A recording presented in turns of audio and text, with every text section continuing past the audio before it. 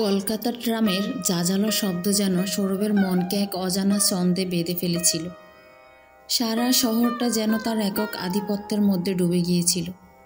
আর এই শহরের প্রতিটি গলি, প্রতিটি ভিড় তার জীবনের অংশ হয়ে উঠেছিল। বেঙ্গালোরের ব্যস্ত শহরে তার দিনগুলো একরকম চেনা, একঘেয়ে হয়ে গিয়েছিল।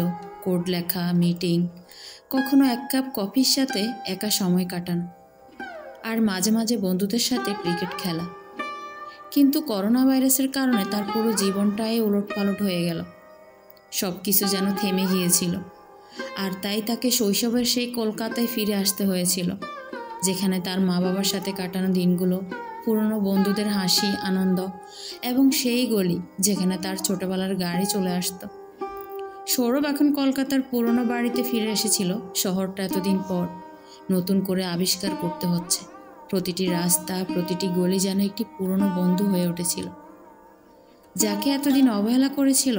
বেঙ্গালুরুর ফ্ল্যাটের একাকিত্বের বদলে কলকাতার ভিড়ের মধ্যে, পুরনো বাড়ির গলির মধ্যে একটা অদ্ভুত শান্তি ফিরে এসেছিল।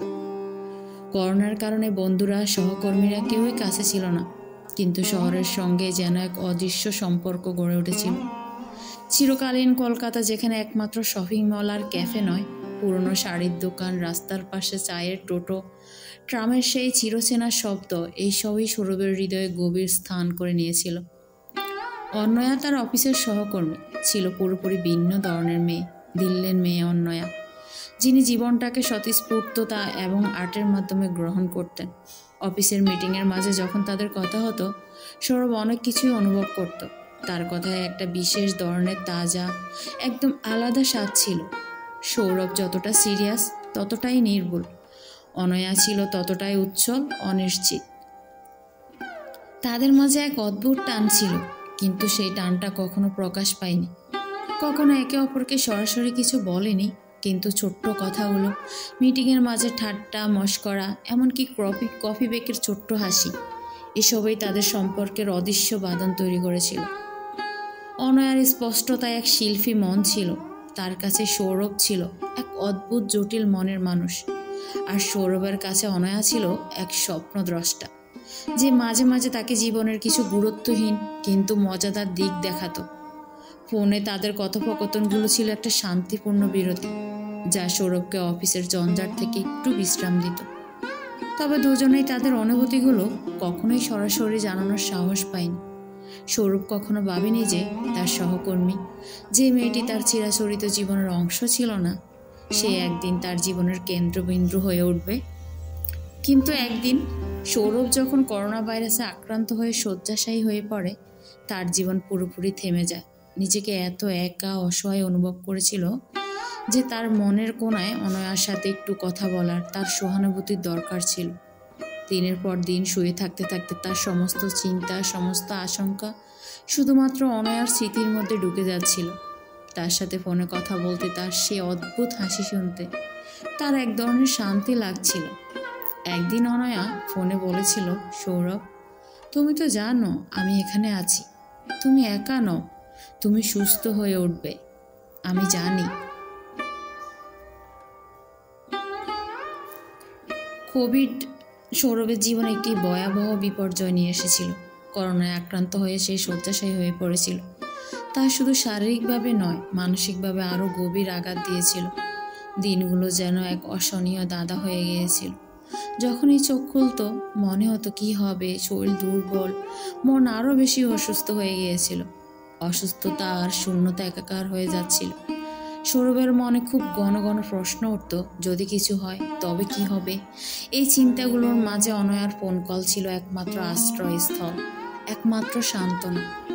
অনয়া ছিল কলকাতায়, যদিও তাদের যোগাযোগ শুধু ফোনে, কিন্তু ফোনের ওপাশ থেকে অনয়ার মিষ্টি কথা, হাসি, স্নেহময়ী স্বর সৌরভের সমস্ত অন্ধকার একেবারে দূর করে দিত।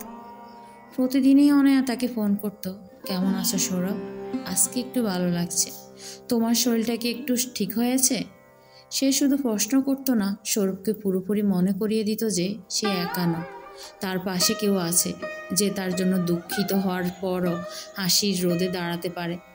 এই সময় সৌরভ প্রথমবারের মতো বুঝতে পেরেছিল, অনয়া কেবলমাত্র তার সহকর্মী নয়, সে তার জীবনের এক অবিচ্ছেদ্য অংশ হয়ে উঠেছে। যার প্রতি তার অনুভূতিও এক অদ্ভুত গভীরতা পাচ্ছিল। ফোন কলে যখন তাদের কথা হতো তখন সৌরভ বুঝতে পারত এ কথা শুধুমাত্র কাজের ব্যাপারে নয়, তাদের মাঝে অন্য কিছু রয়েছে। প্রথমবারের মতো সে অনুভব করছিল অনয়া কেবল একটি সহকর্মী নয়, সে তার জীবনটা খুবই গুরুত্বপূর্ণভাবে প্রভাবিত করছে। একদিন সৌরভের ফোনের স্ক্রিনে তনয়ার মেসেজ এলো। তুমি জানো সৌরভ, আমি তোমাকে কি বলতে চাই। মেসেজটা পড়ে সৌরভের হাতের পাকা দিকটা যেন হঠাৎ শিথিল হয়ে গেল। হৃদয়ের ভেতরে একটা কিছু গা ডাকা অনুভূতি পুঞ্জীভূত হয়ে উঠেছিল। সে অপেক্ষা করছিল অনয়া কি লিখবে। আর তারপর 1 ঘন্টার মধ্যেই অনয়া ফোন করলো। আমি তোমাকে ভালোবাসি সৌরভ। ফোনের ওপাশ থেকে তার মিষ্টি কণ্ঠে এই কথা শুনে সৌরভ যেন স্তব্ধ হয়ে গিয়েছিল। প্রথমে বুঝতেই পারলাম না তার মনটা কি ভাবছে, কিন্তু এরপর অনয়া যেন আরো স্পষ্ট করে বলল, সৌরভ, আমি তোমাকে ভালোবাসি, শুধু তোমার সুস্থতার জন্য নয়, তোমার হাসির জন্য, তোমার মনোভাবের জন্য, তোমার জীবনের জন্য। আমি যে তোমার জীবন অংশ হতে চাই সেটা আমি এতদিন জানতাম না, কিন্তু আজ জানলাম। সৌরভের চোখগুলো এক মুহূর্তের জন্য ঝাপসা হয়ে গেল। তার শরীরের কষ্ট অনেক কমে গিয়েছিল। মনে হচ্ছিল যেন সমস্ত পৃথিবী এক নতুন আলোয় ভরে গিয়েছে। জীবনের এতগুলো বছর সে একা এক ধরনের একঘেয়েমিতে কাটিয়ে দিয়েছিল। তবে আজ এই কথাগুলো শুনে সৌরভ অনুভব করলো যে তার জীবনে কেউ আসছে, অনয়া। তার উপস্থিতি একেবারে নীরব কিন্তু শক্তিশালী। অনয়ার কথা সৌরভের মনে গেঁথে গেল। ফোনের ওপাশ থেকে অনয়ার হাসির যেন সৌরভকে নতুন করে বাঁচতে শেখাচ্ছিল। সেই হাসির মধ্যে সৌরভ কিছু একটা খুঁজে পেয়েছিল, আস্থা, বিশ্বাস, ভালোবাসা। তার সমস্ত দুঃখের মধ্যেও যেন অনয়ার কাছ থেকে এক ধরনের সুখ পেয়ে গিয়েছিল। তাদের সম্পর্ক যা শুরু হয়েছিল শুধুমাত্র অফিসের কাজের পরিসরে, আজ তা এক নতুন উচ্চতায় পৌঁছেছিল। সৌরভ জানতো সে একদিন সুস্থ হয়ে উঠবে, কিন্তু অনয়ার সে কথাগুলো তার জীবনে চিরকালীন কিছু হয়ে থাকবে। প্রথমবারের মতো সৌরভ অনুভব করেছিল আসল জীবনটাই তখন শুরু হয়েছে। এখন শুধু সুস্থ হওয়ার না, নিজের মনকে খোলার, নিজের হৃদয়কে জানার, অনয়ার জন্য একটু নতুন স্থান তৈরি করার সময় এসেছে। সৌরভ ধীরে ধীরে সুস্থ হতে শুরু করছিল। কোভিডের যন্ত্রণা শারীরিকভাবে দুর্বল করে দিয়েছিল, কিন্তু তার মনে যেন আরও উজ্জীবিত হতে শুরু করলো। কিছুদিন আগেও সে শুধু জীবনের যুদ্ধে লড়াই করছিল। আজ সে বুঝতে পারছিল তার জীবনে বড় পরিবর্তন আসছে। সুস্থতার পথে যতই অগ্রসর হচ্ছিল ততই যেন অনয়ার প্রতি তার অনুভূতিগুলো গভীর হচ্ছিল। অনয়া শুধু তার সহকর্মী ছিল না, সে এখন তার জীবনের অপরিহার্য অংশ হয়ে উঠেছিল। অফিসে ফিরতেই শুরুর আগে সৌরভ মাঝে মাঝে আকাশের দিকে তাকিয়ে ভাবত, এটা কি, আমি কি তাকে ভালোবাসি? সেই প্রশ্নটা বারবার মনে আসতো, কিন্তু সঠিক উত্তর সে নিজেই দিতে পারত না। কখনো কখনো অনয়ার ফোনের দিকে তাকিয়ে তার নিজের অনুভূতিগুলো খুঁজে পেত না। তবে তার মনে হয়েছিল অনয়ার উপস্থিতি যেন তার জীবনের এক নতুন আঙ্গিক নিয়ে এসেছে, একটা বিশেষ ধরনের শান্তি যা সে আগে কখনো অনুভব করেনি। একদিন সন্ধ্যায় সৌরভ হাওড়া ব্রিজের উপরে হাঁটছিল। কলকাতার ব্যস্ত রাস্তা, গঙ্গার তরঙ্গের সুর, সব কিছু যেন সৌরভের কাছে এক নতুন রূপে এসে দাঁড়িয়েছিল। আজকাল তার প্রতিটি দিন যেন এক নতুন অনুভূতির সঙ্গে শুরু হচ্ছে। এই হাঁটতে হাঁটতে তার মনে অনয়ার কথাগুলো জাগছিল, তার হাসি, তার কথা, তার স্মৃতি। এ যেন এক অজানা সুখের অনুভূতি যা সে আগে কখনো ভাবেনি। হঠাৎ মনে হলো, আমি কি তাকে ভালোবাসি? এই প্রশ্নটা তার মনে জেগে উঠল। এতদিন পর্যন্ত অনয়া শুধু একটি সহকর্মী, একটা বন্ধু, কিন্তু আজ সে অনুভব করলো তার হৃদয়ে সে আরও কিছু হয়ে উঠেছে। তা শুধু অনুভব করার নয়, অনুভূতিগুলো আসলেই রূপ পাচ্ছিল। তখনই সৌরভের ফোনের রিং হলো। ফোনে অনয়া। সৌরভের মনে তখন এক অদ্ভুত উত্তেজনা তৈরি হলো। তার কণ্ঠে মিষ্টি এক ভাব। কি হচ্ছে সৌরভ? এই কথাগুলোর মধ্যে যেন এক অদ্ভুত স্নিগ্ধতা ছিল যা সৌরভের মনকে আরও স্পর্শ করে। সে হেসে বলল, আমি ঠিক বুঝতে পারছি না অনয়া, কিন্তু এখন মনে হচ্ছে আমি তোমাকে ভালোবাসি। সৌরভের কথাগুলি এত সহজ, এত সরল, অথচ যেন পৃথিবীটাকে এক নতুন দৃষ্টিতে দেখানোর মতো। অনয়া সেদিন কিছু সময় চুপ ছিল। তারপর মিষ্টি হেসে বলল, তাহলে তুমি জানো আমি কি মনে করি? অনয়া বলল, আমিও তোমাকে ভালোবাসি সৌরভ, তুমি জানো। এই কথাগুলো অনেক সময় শুধু শব্দের মতো লাগে, কিন্তু আমি জানি তুমি আমার জন্য সবচেয়ে বিশেষ ব্যক্তি। এই কথাগুলি যেন সৌরভের জীবনের ভেতর থেকে কোনো দুঃখ কিংবা অসহায়ত্ব দূর করে দিল। তাদের সম্পর্কের মধ্যে এক নতুন দিগন্তের সূচনা হয়েছিল। সে আর অনয়া শুধু দুজন বন্ধু ছিল না, তারা এক নতুন রূপে একে অপরকে আবিষ্কার করেছিল। সৌরভের মনে হচ্ছিল জীবনে কিছু একটা বদলাতে শুরু করেছে, যা তাকে এক অনাবৃষ্টি পৃথিবী দেখাতে শেখাচ্ছিল। কলকাতার রাস্তা গঙ্গার ধারে হাঁটতে হাঁটতে সৌরভ আর অনয়ার সম্পর্ক যেন এক নতুন প্রেমের শুরু হয়েছিল। তারা কখনো একে অপরের মুখোমুখি দাঁড়িয়ে এসব কথা বলেনি, তবে ফোনে বলা কথাগুলোর মধ্যে যেন এক গভীরতা ছিল। সৌরভ অনুভব করছিল তাদের সম্পর্কটা শুধু কথার মধ্যে সীমাবদ্ধ থাকবে না, এর পরিসর আরও বিস্তৃত হবে। হাওড়া ব্রিজের উপর সৌরভ দাঁড়িয়ে ভাবছিল, এই শহর, এই নদী আর এই রাতে তার জীবনের নতুন অধ্যায় শুরু হতে চলেছে।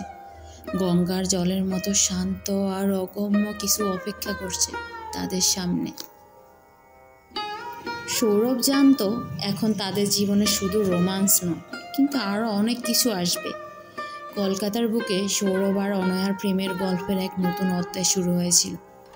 গঙ্গার ধারে এক দুপুরে তারা হেঁটে বেড়াচ্ছিল। হাত ধরার মধ্যে যেন একটা অদ্ভুত শান্তি ছিল। শহরের আওয়াজ, গাড়ির হর্ন আর মানুষের চিৎকারের মধ্যে তাদের চারপাশে সব কিছু যেন একটি আলাদা আবহাওয়া তৈরি করেছিল। অনয়া হেসে বলছিল, তুমি জানো সৌরভ, আমি যখন ছোট ছিলাম তখন বাবা আমাকে প্রায় প্রতিদিন গঙ্গার ধারে নিয়ে আসতো। তখনই এই শহরটা অনেক আলাদা ছিল, অনেক শান্ত, একেবারে অন্যরকম। সৌরভ তার কথাগুলো মনোযোগ দিয়ে শুনছিল। আসলে কলকাতার প্রতিটি স্থানে এক ধরনের ইতিহাস রয়েছে, আর তাদের গল্পটাও যেন এক ইতিহাসের একটি অংশ হয়ে উঠেছিল, যেখানে ভালোবাসা এবং সমঝোতার এক অদৃশ্য সুতো সব কিছু একসাথে বেঁধে রেখেছিল। তুমি কি মনে করো অনয়া, এই শহর কি আমাদের প্রেমের সাক্ষী হতে চলেছে? সৌরভ মুচকি হেসে প্রশ্ন করল। অনয়া একটু থেমে গিয়ে তার দিকে তাকালো। হ্যাঁ সৌরভ, আমাদের সম্পর্কটা যেন এই শহরের মতোই, একে অপরের সঙ্গে মানিয়ে চলতে চলতে আমরা নতুন কিছু তৈরি করছি, যা কখনো ভাবিনি। গঙ্গা স্রোতের মতো প্রেম, তাদের কথোপকথন, হাসি, সব কিছু যেন একসাথে চলছিল। সৌরভের ভিতরে একটি স্থিরতা ছিল, যা অনয়ার স্বতঃস্ফূর্ততার সঙ্গে খুব সুন্দরভাবে মিলিত হচ্ছিল। তাদের মধ্যে এই পার্থক্যই ছিল তাদের সম্পর্কের সৌন্দর্য। তারা একে অপরের জানার চেষ্টা করছিল, তাদের পছন্দ, অপছন্দ, আশা, আকাঙ্ক্ষা, এমনকি একে অপরের ছোট ছোট খুঁটিনাটি বিষয়ও। আর এই সব কিছু মিলিয়ে তাদের সম্পর্ক ছিল এক ধরনের নিখুঁত সমন্বয়। কলকাতা শহরের রঙিন লেন, গলি, পুরনো বাড়ি আর গঙ্গার ধারে প্রাচীন পরিবেশ, সব কিছু যেন তাদের সম্পর্ক এক নতুন রূপে রাঙিয়ে তুলছিল। সৌরভ জানত তাদের মধ্যে যা হচ্ছে তা শুধু একটি সম্পর্ক নয়, একটি গভীর জীবনভর বন্ধন। তারা একে অপরকে খুঁতগুলো ও ভালোভাবে গ্রহণ করছিল, কারণ তারা জানত এসবই সম্পর্কের মিষ্টি দিক। একদিন সৌরভ অনয়াকে বলল, তুমি জানো অনয়া, আমি এই শহরে বড় হয়েছি, কিন্তু যখন থেকে তোমার সঙ্গে আমার সম্পর্ক শুরু হলো, মনে হচ্ছে কলকাতার প্রতিটি কোণে তুমি আছো।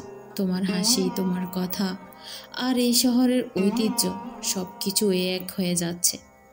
অনয়া সৌরভের কথা একটু ঠোঁটে হেসে বলল, তুমি বলছো সৌরভ, আমি তো মনে করি আমরা একে অপরের সাথে এক নতুন ইতিহাস তৈরি করছি, যেখানে শুধু আমরা আর আমাদের ভালোবাসা। কলকাতা তো আমাদের প্রেমের পটভূমি, কিন্তু আমাদের গল্পটাও একেবারে অন্যরকম। এই কথাগুলো শুনে সৌরভ আরও একবার মুচকি হাসল। কলকাতার ঐতিহ্য, পুরনো রাস্তা আর গঙ্গার স্রোত, সব কিছু এক নতুন চোখে দেখতে শুরু করেছিল সে। তাদের গল্প আর সম্পর্ক এক নতুন রূপ পাচ্ছিল, আর তারা একে অপরের জানার নতুন নতুন দিক খুঁজে পাচ্ছিল।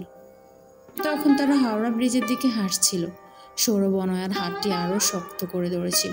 তুমি জানো অনয়া, আমাদের সম্পর্কটা শুধু একটি ভালোবাসা না, এটি একসাথে বেড়ে ওঠা, একে অপরকে জানার আর একে অপরকে গ্রহণ করার ব্যাপার। আমরা একে অপরের দুঃখ সুখ আশা আকাঙ্ক্ষা সব কিছু ভাগ করে নিতে শিখেছি। অনয়া সৌরভের দিকে তাকিয়ে হেসে বলল, আর এইভাবেই আমরা একে অপরকে আরও কাছ থেকে জানব। সম্পর্কটা শুধু প্রেমের না, এটা এক ধরনের যাত্রা, একসাথে চলা, একে অপরকে শক্তি দেওয়া আর জীবনের পথে একে অপরের পাশে পাওয়া। তারা দুজনে একে অপরকে আরও গভীরভাবে বুঝতে শিখছিল, আর সেই সাথে কলকাতার ঐতিহ্য আর গল্পের মাঝে নিজেদের গল্পটা তৈরি করছিল। কলকাতা শহরে রঙিন অনুভূতিতে ভরা দিনগুলো এখন ধীরে ধীরে এক অন্য মাত্রা পাচ্ছিল। সৌরভ আর অনয়ার মধ্যে সম্পর্কের সূচনা অনেকটাই পরিপূর্ণতা পেতে চলেছিল, কিন্তু এই প্রেমের পথে এক কঠিন বাঁক এসেছিল। অনয়া, যিনি দিল্লির মেয়ে, আবার নিজের শহরে ফিরে যেতে চেয়েছিল। সৌরভ জানত কলকাতা তার কাছে অনেক কিছু, অনেক স্মৃতি আর আশা, কিন্তু অনয়া ছিল অন্যরকম এক মানুষ। তার জীবন, তার স্বপ্নগুলো কলকাতার বাইরে কোথাও খোঁজ নিতে চাচ্ছিল। সৌরভ প্রতিদিন অনয়াকে কাছে পেতে চেয়েছিল, তার হাসির মাঝে, তার চোখে যেন সব কিছু ছড়িয়ে পড়ত। কিন্তু সেদিন যখন তারা একসাথে সেন্ট্রাল অ্যাভিনিউ হাঁটছিল, অনয়া কিছুটা বিমর্ষ হয়ে বলল, সৌরভ, আমি জানি তোমার জন্য কলকাতা অনেক কিছু, কিন্তু আমার তো মনে হচ্ছে আমার জীবনেরও একটা নতুন দিশা খোঁজার সময় এসেছে। আমি দিল্লিতে ফিরে যেতে চাই। সৌরভ স্তব্ধ হয়ে দাঁড়ালো। কলকাতা, যেখানে তার জন্ম, যেখানে তার প্রতিটি কোণায় অনয়ার সঙ্গে স্মৃতিবাধা, সেই কলকাতা তাকে ছেড়ে চলে যাওয়া কিভাবে সম্ভব? তার হৃদয়ে মুহূর্তে চুরমার হয়ে গেল। অনয়া, তুমি কি নিশ্চিত? তোমার তো এখানে অনেক কিছু রয়েছে, আমরা, এই শহর, সব কিছু। অনয়া মাথা নিচু করে কিছুক্ষণ চুপ থাকলো। তার মনে কিছু সিদ্ধান্ত ছিল, কিছু দুঃখও ছিল।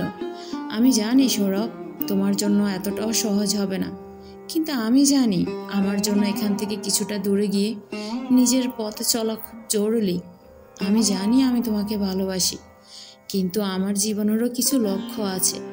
এই কথাগুলো সৌরভ মনের মধ্যে এক অদ্ভুত দোলা ফেলে দিল। সে জানত অনয়ার জন্য দিল্লি তার এক নতুন অধ্যায়ের সূচনা হতে পারে, কিন্তু সৌরভ কি তার জীবনের এই মানুষটিকে ছেড়ে চলে যাওয়ার জন্য প্রস্তুত ছিল? তারা দুজনেই একে অপরের দিকে তাকালো, যেন অনেক কিছু বলা বাকি ছিল, কিন্তু কিছুই বলা হচ্ছিল না। একে অপরকে আরও ভালোভাবে বুঝতে চেয়েছিল তারা, কিন্তু নিজেদের মধ্যে সে অদৃশ্য দূরত্বটা ক্রমশ বাড়ছিল। সৌরভ, আমি চাই না তুমি আমাকে আটকাও। আমি জানি তুমি আমার সাথে থাকতে চাও, কিন্তু আমার যাত্রা এখান থেকে আলাদা। অনয়া সৌরভের হাত ধরে বলল, তার কণ্ঠে কিছুটা কাঁপন ছিল। আমার জীবনের লক্ষ্য আছে, সেগুলো পূর্ণ করতে গেলে কিছু সময় আমাকে নিজের পথে যেতে হবে। সৌরভ জানত তার হৃদয়ে একটা দুঃখের সুর বাজছে, কিন্তু সে জানত যদি অনয়া সত্যিই নিজের স্বপ্নের পেছনে ছুটতে চায়, তাকে সাহায্য না করা কখনোই ঠিক হবে না। তুমি যদি তোমার পথটা পছন্দ করো, আমি তা সম্মান করি অনয়া, কিন্তু তুমি কি জানো, আমার জন্য এই শহরটা কিছুই হবে না যদি তুমি চলে যাও। অনয়া তার মুখে এক হালকা হাসি ফুটিয়ে বলল, আমি জানি সৌরভ, কিন্তু জীবনের কিছু মুহূর্ত আমরা একে অপরের থেকে দূরে থাকি। আমার মনে হচ্ছে এই দূরত্ব আমাদের আরও ভালোভাবে জানার সুযোগ দিবে। সৌরভ অনয়াকে কিছু বলার আগেই সে এক পা এগিয়ে গঙ্গার দিকে চলতে লাগলো। সৌরভ তার পেছনে পেছনে হাঁটছিল। দুজনের মাঝে নীরবতা ছিল, কিন্তু এই নীরবতার মাঝে এমন এক গভীর সম্পর্কের সুর বাজছিল, যেখানে দুজনের মনে একে অপরের সঙ্গে তা মিলে চলছিল। এই মুহূর্তে সৌরভ বুঝতে পারছিল যে তার সম্পর্কটা শুধু শখের বা অতিরিক্ত ভালোবাসার বিষয় নয়, এটা ছিল এক পরীক্ষার সময়। তাদের সম্পর্কের পরবর্তী পর্যায়ে কিভাবে তারা একে অপরকে আরও ভালোভাবে জানবে, একে অপরের বর্ষা হবে, তা এখন তাদের হাতে ছিল না। কলকাতা শহরে আলো আঁধারি, ভিড়হীন গলি এবং গঙ্গার শীতল স্রোতের মাঝে সৌরভ আর অনয়ার সম্পর্কের ইতিহাস নতুন এক বাঁক নিল। একদিন অনয়া কলকাতা ছেড়ে দিল্লি ফিরে গিয়েছিল। তার আত্মবিশ্বাসী পদক্ষেপ, তার মনোভাবের দৃঢ়তা, তার সেই চিরকালীন ইচ্ছা, এই সব কিছুই সৌরভের কাছে যেন এক ধরনের পরিহাস হয়ে দাঁড়িয়েছিল। তবে সে জানত অনয়ার জীবনের নতুন দিশা খোঁজার সময় এসেছে। সৌরভ তার জন্য সব কিছু ছেড়ে কলকাতা ছেড়ে যাওয়ার সিদ্ধান্ত কখনোই নেবে না, কিন্তু অনয়া নিজে যা চাইছিল তা পূরণ হওয়া খুব জরুরি ছিল। তবে তাদের সম্পর্কের মধ্যে তখন এক অদ্ভুত মধুরতা ছিল। যদিও শারীরিক দূরত্ব সৃষ্টি হয়েছিল, কিন্তু তাদের হৃদয়ের মধ্যে ফোনের কথা বার্তাগুলোর মাঝে একে অপরের জন্য অনুভূতি ক্রমেই শক্তিশালী হচ্ছিল। প্রতি রাতে সৌরভ অনয়ার সাথে ফোনে কথা বলার জন্য অপেক্ষা করত। অনয়া কী বলবে, তার হাসির সুর, তার চোখের অজানা রং, সব কিছু যেন সৌরভের হৃদয়ে সুর বেঁধে যেত। অনয়ার দিল্লির দিনগুলো যেন কষ্টের, তবে এক এক করে সে বুঝতে পারছিল যে সৌরভের কাছে তার একটা অদ্ভুত টান ছিল। ফোনের স্ক্রিনে তার নাম দেখে, সৌরভের গলার সুর শুনে অনয়ার মনে অদ্ভুত শূন্যতা কিছুটা হলেও পূর্ণ হতে লাগলো। দিল্লি থেকে একদিন এক পলক সময় পেয়ে অনয়া সৌরভের সাথে আবারও দেখা করার সিদ্ধান্ত নিল। তার হৃদয়ে এখন এক ধরনের আশার আলো ছিল, যা সৌরভের কাছে খুঁজে পেয়েছিল। কিছুদিন পরে কলকাতা শহর আবার অনয়ার পদচিহ্নে ভরে গেল। সৌরভ জানত অনয়া ফিরতে চাইলে তাকে আর কোনো বাধা দেওয়া যাবে না। এই শহর, গঙ্গার স্রোত, পার্ক সব কিছু যেন তাদের জন্য অপেক্ষা করছিল। অনয়া যখন সৌরভের সামনে এসে দাঁড়ালো, তার চোখে একটা শান্ত অনুভূতি ছিল। সৌরভ জানত তারা একে অপরের মধ্যে কতটা বদল এসেছে। তাদের সম্পর্কের বাঁধন তখন এক নতুন রূপে পরিণত হয়েছে। তাদের মাঝে সেই গভীর ভালোবাসা ছিল, তবে এখন তা অন্যরকম। তারা একে অপরকে সমঝোতার মাঝে ভালোবাসছিল। একে অপরের দুর্বলতাগুলো, একে অপরের সীমাবদ্ধতাগুলো তারা এখন গ্রহণ করতে শিখেছে। কোনো চাপ ছিল না, শুধু একে অপরকে বুঝে চলা, ভালোবাসা বিনিময় করা। সৌরভ অনয়াকে বলল, তার গলা একটু কাঁপছিল, আমি বুঝতে পেরেছি কলকাতার বাইরে যাওয়া মানে সব কিছু শেষ হয়ে যাওয়া না। তোমার কাছে ফিরতে আমার কোনো দ্বিধা নেই। আমি বুঝতে পারি আমাদের সম্পর্কটা শুধুমাত্র দৃষ্টি এবং স্থান পরিবর্তন করলে বদলাতে পারে না। আমাদের একে অপরের জানার, আমাদেরকে আরও ভালোভাবে গ্রহণ করা প্রয়োজন। সৌরভ তার হাত ধরে বলল, অনয়া, আমি জানি এই শহর, এই জীবন সব কিছু তোমার জন্য সহজ নয়, কিন্তু আমি চাই তোমার সব স্বপ্ন পূরণ করতে। তোমার সব স্বপ্ন পূরণ করতে তুমি আমাকে পাশে পাবে অনয়া। অনয়া সৌরভের হাত শক্ত করে চেপে ধরল। তুমি জানো সৌরভ, আমি ফিরে এসেছি শুধু তোমার জন্য না, আমার নিজের জন্য। আমি যখন এখানে ছিলাম তখন সব কিছু অন্ধকারের মতো মনে হতো, কিন্তু এখন যখন ফিরে এসেছি আমি বুঝতে পারছি এই শহর, এই সম্পর্ক সব কিছু তখন থেকে অনেক আলাদা। আমি এখন নিজে, তুমি, এই শহর সব কিছু এক হয়ে আমার জন্য নতুন এক অধ্যায় তৈরি করছে। তারা দুজন একে অপরের আরও কাছ থেকে বুঝতে শুরু করলো। তাদের মধ্যে আগের চেয়ে আরও অনেক গভীরতা এসেছে। সম্পর্কে সেই পুরনো উত্তেজনা, সেই আকাঙ্ক্ষা এখন পরিণত হয়ে গেছে এক অদ্ভুত শান্তির মধ্যে। তারা একে অপরের মধ্যে নিজেদের সবচেয়ে প্রকৃত রূপটা দেখছিল। কলকাতা সেই শহর যা অনয়া এবং সৌরভের সম্পর্কের স্নেহময় আধার। তার কোলাহল আর গঙ্গার শান্ত জল তাদের জীবনের নতুন অধ্যায়ের সাক্ষী হতে চলেছিল। অনয়া কলকাতায় ফিরে এসেছিল আর সৌরভের সঙ্গে এক নতুন শুরু করতে চেয়েছিল। তারা বুঝতে পেরেছিল সম্পর্কের প্রতিটি বাঁক, প্রতিটি মোড় কেবল পরস্পরের প্রতি গভীর বিশ্বাস আর ভালোবাসার মাধ্যমে পেরোত হয়। তাদের প্রেম কেবল দুটি মানুষের মধ্যকার সম্পর্ক ছিল না, এটি ছিল শহরের প্রাণ। এই রাস্তায় ছড়িয়ে পড়া এক অমলিন প্রেমের গল্প। অনয়া জানত কলকাতা ছেড়ে যাওয়ার পর সে ফিরে আসতে হবে। এটি ছিল এক অদ্ভুত অনুভূতি, যেমন কোনো অদৃশ্য শক্তি তাকে ফিরিয়ে নিয়ে এসেছে সৌরভের কাছে। আর সৌরভ যে কখনোই হারানোর ভয় পায়নি, এখন আরও দৃঢ় ছিল, আরও নিশ্চিত ছিল অনয়া তার জীবনের অংশ। তারা একসাথে গঙ্গার ধারে হাঁটছিল। গঙ্গার স্রোত যেন তাদের মনকে শান্ত করে। কলকাতার ঐতিহ্য আর আধুনিকতার সঙ্গমের মধ্যে তাদের সম্পর্কেরও সেই শান্তির প্রতীক হয়ে উঠেছিল। অনয়া সৌরভের হাত ধরে হাঁটছিল, তার কাঁধে মাথা রেখে সৌরভের চোখের দিকে তাকিয়েছিল। জীবনের প্রতি তাদের দৃষ্টিভঙ্গি বদলে গিয়েছিল। তারা আর কোনো সমস্যা বা চ্যালেঞ্জকে বড় করে দেখত না, বরং একে অপরের হাত ধরে এগিয়ে চলার সিদ্ধান্তে তারা একমত ছিল। সৌরভ বলল, তুমি জানো অনয়া, কলকাতার রাস্তা, গঙ্গার ধার সব কিছুই আমার কাছে অজানা ছিল, কিন্তু তুমি এসেছো আর সব কিছু যেন এক নতুন অর্থ পেয়েছে। অনয়া হেসে বলল, হ্যাঁ, কলকাতা এমন এক শহর যা প্রতিনিয়ত তার আপন রূপ বদলায়, কিন্তু এই শহরের মধ্যে যদি কেউ তোমাকে ভালোবাসে তবে সেটাই চিরকালীন, আর তোমার ভালোবাসা আমার কাছে সেই রূপ বদলানোর মতোই। এ কথা বলেই অনয়া একটু থামল, তারপর সৌরভের দিকে তাকিয়ে বলল, আমার মনে হয় কলকাতার অজানা কোণায় আমরা দুজনেই আমাদের প্রেম খুঁজে পেয়েছি। আমাদের সম্পর্কের মধ্যে সেই কলকাতার ঐতিহ্য আছে, সেই উৎসাহ আছে, আর সবশেষে একটি অমলিন প্রেমের গল্প। তারা দুজনেই জানতো এই প্রেমের পরিণতি শুধু শহরের কোণায় নয়, জীবনের প্রতিটি মুহূর্তে প্রতিফলিত হবে। সৌরভের কথায় অনয়া, আমাদের জীবনের অন্ধকারগুলো দূর হয়ে গেল, তাই না? শহরের যেসব পুরনো স্থাপত্যের মধ্যে আমাদের সম্পর্ক যুগ যুগ ধরে দাঁড়িয়ে থাকবে। অনয়া একমত হয়ে বলল, এটা শুধু আমাদের গল্প নয়, এটা কলকাতার গল্প, যেখানে প্রেম কখনো পুরনো হয় না, শুধু আরো সুন্দর ও নতুন হয়ে ওঠে। তারা একে অপরের আরো ভালোভাবে বুঝতে শিখেছে। তাদের সম্পর্ক এখন পরিণত হয়েছে, কোথাও কোনো অস্পষ্টতা নেই। এখন তাদের কাছে শুধু একটাই উদ্দেশ্য ছিল, জীবনটাকে একসাথে সুন্দরভাবে উপভোগ করা, যতদিন না ট্রামের সেই পুরনো ছন্দে আবার তাদের গল্প আওয়াজ তুলে।